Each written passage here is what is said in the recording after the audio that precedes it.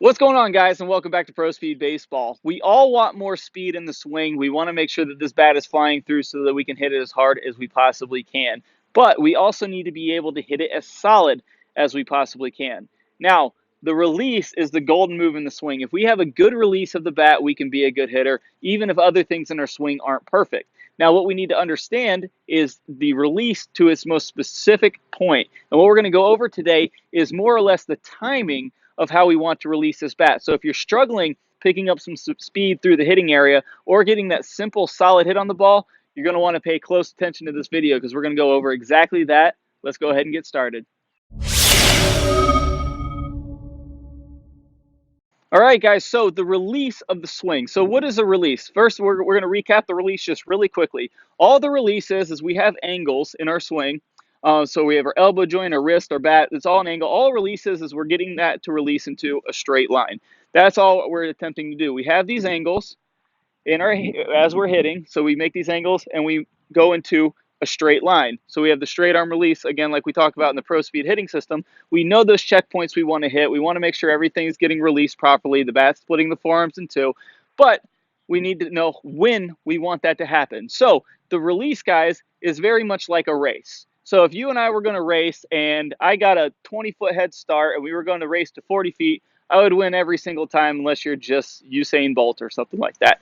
So the idea is we want to get our release started as soon as possible because that's what's going to generate the majority of the speed that goes into the bat. So if we want to get our release started early, when does that happen? Well, the release, guys, happens from the max lag position. Again, what we talk about in the Pro Speed Hitting System, when we go into transition into bat lag from the end of the speed load, we go right into the max lag position. The very important thing to understand about this, guys, is when we get into this transition, if we think about it in real time, it happens so fast you can't even snap your fingers as fast as the transition happens. So when we're looking at it on still frame and I'm demonstrating it to you in slow motion like this, it's really easy to see, and it's really easy for guys to get caught up in trying to get into this position. What we do is we train to get that position like we do in the bat lag section, we train it, but once we train it, we got to understand that it happens so quick that we can't really think about it when it comes to the full swing. Now, when we get into this max lag position, this is when the release needs to start. So I have these angles. We can just call it the angle between my forearm and the bat in the max lag position. Like a race, I need this bat getting consistently away from my forearm as quickly as I possibly can. I am trying to straighten out this angle as quickly as I can. I'm trying to get the speed in the swing going.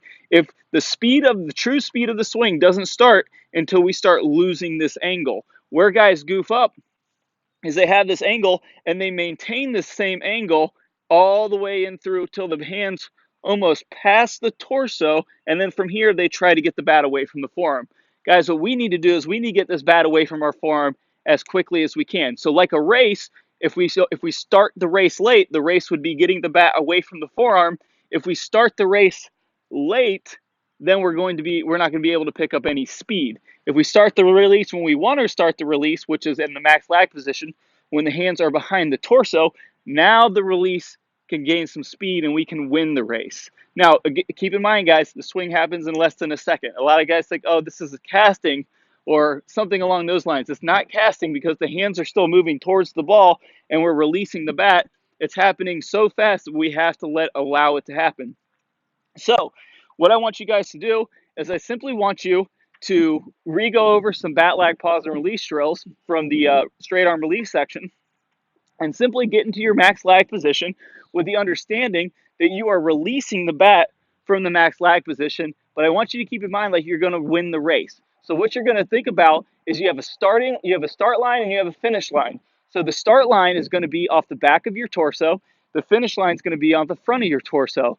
The hands are going to get to the starting line, which is the max lag position. From here, I need to start running. The way that I run is the bat gets away from my forearm. If I don't start that from back here, then I'm going to lose the race. I want to make sure my bat is releasing, or the bat's getting away from the forearm from the starting line. Okay, if we pass the starting line and we haven't begun to get the bat away from the forearm yet, then we're going to lose the race. So we need to get the speed started so we have time to speed up. So just like if we were running a race, if I get started and I'm 20 yards ahead, I'm already at my top speed and you're going 0 miles per hour. So if I start from here, this is me going top speed, and then this is you starting the race going 0 miles per hour. Okay, so we need to start that race sooner. So all we're going to do is this, we're going to get the drill, we're going to get into the lag position, and the goal is to get this bat consistently away from the forearm from the starting line. So we're going to get in this max lag position, and simply that bat is going to release. Guys, if you do this right, you're going to notice a really, really easy hit on the ball, even from this half swing position. So I get into this lag position, I'm consistently getting this barrel away from my forearm. I'm getting the bat away from my forearm. From here, I'm getting that barrel away from my forearm. Guys, work on this. The timing of this is this simple. The bat has to get away from the forearms. It has to start releasing before it gets to the starting line, which is the back of your torso. Guys, if you do that, we have an even greater understanding of the release. We can start building up the speed so that we can be at max speed when we hit the ball, and we can also start to understand why we would drag the bat and lose speed through the zone and lose consistency, because it takes longer to square up the ball if we drag, or square up the bat to the ball if we drag and then try to release, versus having a nice release from the right point. All right, guys, get out there, try it out, have some fun, and we'll see you guys in the next lesson. Guys, thank you so much for tuning into this video. I hope you enjoyed it, but stay tuned. We got an even better bonus video coming up for you. At the end of this video, I'm going to play a preview of the wall drill that you can see absolutely free by clicking on the iCard in the top portion of your screen or in the link in the description below. That max lag position we were talking about, guys, we have to be able to get that to be able to start the race and get the release where we want it to be. This drill is going to show you how to get into the tightest transition you can get in right away, because you'll have instant feedback. I highly recommend checking it out.